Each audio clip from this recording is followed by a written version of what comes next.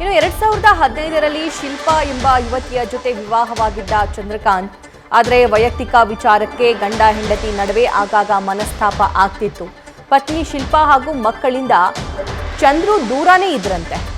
ತ್ರಿನಯನಿ ಸೀರಿಯಲ್ನಲ್ಲಿ ಒಟ್ಟಿಗೆ ನಟಿಸಿದ್ದಂಥ ಪವಿತ್ರ ಜಯರಾಮ್ ಮತ್ತು ಚಂದ್ರಕಾಂತ್. ಇದೇ ವೇಳೆ ಇಬ್ಬರ ನಡುವೆ ಪರಸ್ಪರ ಪ್ರೀತಿ ಸಹ ಉಂಟಾಗಿದೆ. ಲಿವ್ ಇನ್ ರಿಲೇಶನ್ಶಿಪ್ನಲ್ಲೂ ಕೂಡ ಇದ್ರು. ಪವಿತ್ರ ಮತ್ತು ಚಂದ್ರು ಇಬ್ರು ಕೂಡ ಸೇರ್ಕೊಂಡು ಒಂದು ಫ್ಲಾಟ್ ಕೂಡ ಖರೀದಿ ಮಾಡಿದ್ರು ಅನ್ನೋ ಮಾಹಿತಿ. ಹಾಗಾದ್ರೆ ಈ ನಟ ಚಂದ್ರಕಾಂತ್ ಆತ್ಮಹತ್ಯೆ ಮಾಡಿಕೊಂಡಿದ್ದಾದ್ರೂ ಯಾಕೆ ಅನ್ನುವಂತಹ ಪ್ರಶ್ನೆಯೂ ಕೂಡ ಸದ್ಯಕ್ಕೆ ಮೂಡ್ತಾ ಇದೆ. ಈ ಬಗ್ಗೆ ಮತ್ತಷ್ಟು ಡೀಟೇಲ್ಸ್ ಭರತ್ ನೀಡ್ತಾರೆ. ಭರತ್, ಈ ಚಂದ್ರಕಾಂತ್ ಯಾರು, ಯಾವಾಗ ಪವಿತ್ರ ಅವರ ಜೊತೆ ಪರಿಚಯ ಆಯಿತು, ಏನಿವರ ಬ್ಯಾಕ್ಗ್ರೌಂಡ್? ಸದ್ಯದ ಮಾಹಿತಿ ಪ್ರಕಾರ ಅಂತ ಹೇಳಿದ್ರೆ ಪವಿತ್ರ ಜಯರಾಮ್ ಅವರು ಮತ್ತು ಚಂದ್ರಕಾಂತ್ ಅವರು ಒಂದೇ ಸೀರಿಯಲ್ನಲ್ಲಿ ನಟನೆ ಮಾಡ್ತಾ ಇದ್ರು. ಏನೋ ತ್ರಿನಯನಿ ಒಂದು ತೆಲುಗು ಸೀರಿಯಲ್ ಬರ್ತಾ ಇತ್ತು, ಅದರಲ್ಲಿ ಒಟ್ಟಿಗೆ ಅಭಿನಯಿಸ್ತಾ ಇದ್ರು. ಇವರಿಬ್ಬರಿಗೂ ಪರಿಚಯ ಆಗಿರೋದು 2020ರಲ್ಲಿ. ಏನಂತ ಹೇಳಿದ್ರೆ ಕೊರೋನಾ ಲಾಕ್ಡೌನ್ ಏನಾಗಿತ್ತು, ಆ ಸಂದರ್ಭದಲ್ಲಿ ಒಂದು ಈ ತ್ರಿನಯನಿ ಸೀರಿಯಲ್ ಆರಂಭವಾಗುತ್ತೆ. ಈ ಸೀರಿಯಲ್ ಮಾಡ್ತಾ ಇರಬೇಕಾದ್ರೆ ಪವಿತ್ರ ಜಯರಾಮ್ ಮತ್ತು ಚಂದ್ರಕಾಂತ್ ಮೊದಲ ಬಾರಿಗೆ ಭೇಟಿ ಆಗಿದ್ದಾರೆ ಅನ್ನೋದನ್ನ ಖುದ್ದು ಪವಿತ್ರ ಅವರು ಜೊತೆಗೆ ಚಂದ್ರಕಾಂತ್ ಅವರು ಇಬ್ಬರು ಕೂಡ ಹೇಳ್ಕೊಂಡಿರುವಂಥದ್ದು.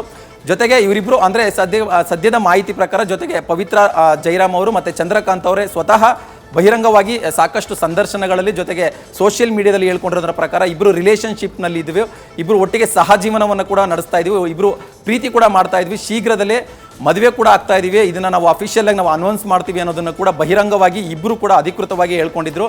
ಒಟ್ಟಾರೆ ಆದರೆ ಇವರಿಬ್ಬರದ್ದು ರಿಲೇಷನ್ಶಿಪ್ ಏನಂತ ಹೇಳಿದ್ರೆ 2020ರಿಂದ ಅಂದರೆ ಕಳೆದ 4 ವರ್ಷದಿಂದ ಅಷ್ಟೇ ಇವರಿಬ್ಬರ ನಡುವೆ ಸಂಬಂಧ ಇತ್ತು. ಬಟ್ ಅಂದರೆ ಅವರ ಪತ್ನಿ ಅಂತ ಹೇಳಿದ್ರೆ ಚಂದ್ರಕಾಂತ್ ಅವರ ಪತ್ನಿ ಹೇಳೋದಂದರೆ ಚಂದ್ರಕಾಂತ್ ಅವರಿಗೆ 2004ರಲ್ಲಿ ಶಿಲ್ಪಾನ ಒಂದು ಯುವತಿ ಜೊತೆ ಪರಿಚಯ ಆಗುತ್ತೆ. ಅಲ್ಲಿಂದ ಕೂಡ ಅವರು ಪ್ರೀತಿಯಲ್ಲಿ ಇದ್ದರು. ಅವ್ರು ಶಿಲ್ಪಾ ಜೊತೆ 2015ರಲ್ಲಿ ಮದುವೆ ಆಗ್ತಾರೆ. ಶಿಲ್ಪಾ ಮತ್ತು ಜಯರಾಮ್ ಅವರಿಗೆ ಇಬ್ಬರು ಮಕ್ಕಳಿದ್ದಾರೆ, ಒಂದು ಗಂಡು ಮಗು ಒಂದು ಹೆಣ್ಮಗು ಇದೆ.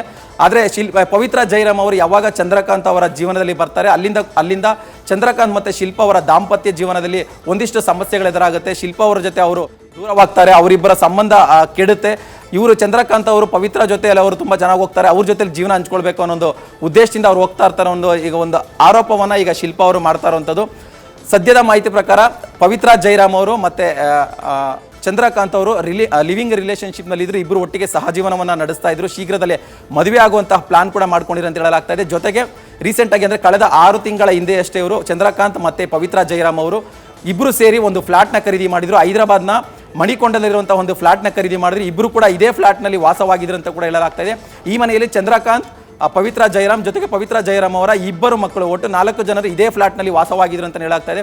ಈಗೇನು 12ನೇ ತಾರೀಕು ಪವಿತ್ರ ಜಯರಾಮ್ ಅವರು ಆಕ್ಸಿಡೆಂಟ್ನಲ್ಲಿ ಮೃತವಾಗ್ತಾರೆ, ಆಗಲೂ ಕೂಡ ಅವರು ಇದೇ ಫ್ಲಾಟ್ನಿಂದ ಬೆಂಗಳೂರಿಗೆ ಬಂದಿರ್ತಾರೆ. ಅಂದರೆ ಒಂದು ಸಿನಿಮಾ ವಿಚಾರಕ್ಕೆ ಸಂಬಂಧಪಟ್ಟಂತೆ ಸಿನಿಮಾ ಒಂದು ಆ ಒಪ್ಪಂದಕ್ಕೆ ಸಹಿ ಹಾಕಬೇಕು ಅನ್ನೋ ಒಂದು ಉದ್ದೇಶದಿಂದ ಚಂದ್ರಕಾಂತ್ ಅವರು ಮತ್ತು ಪವಿತ್ರ ಅವರು ಬೆಂಗಳೂರಿಗೆ ಬಂದಿರ್ತಾರೆ. ಅವರು ಇಬ್ಬರು ಕೂಡ ವಾಪಸ್ ಹೋಗಬೇಕಾದ್ರೆ ಹೈದರಾಬಾದ್ ಬಳಿ ಅವರು ಅಪಘಾತಕ್ಕೆ ಒಳಗಾಗ್ತಾರೆ.